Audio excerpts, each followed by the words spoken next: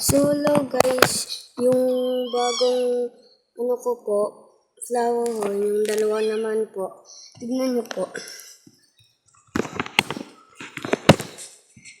Ito po yan.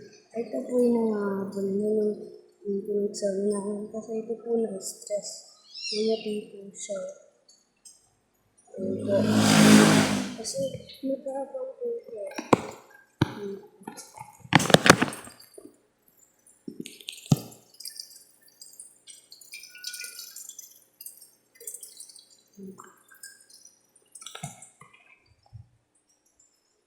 So, ito po, nag-ayos po yung nanay ko nung unan.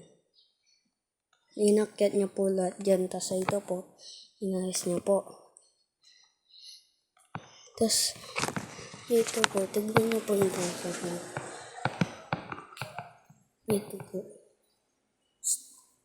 Hello! Ito po yung lalaki. Yung hindi man kaiba yung kulay ng mata. Tapos ito naman po yung babae. Yan po. Ito po si Xiao Xiao, si Yao Yao.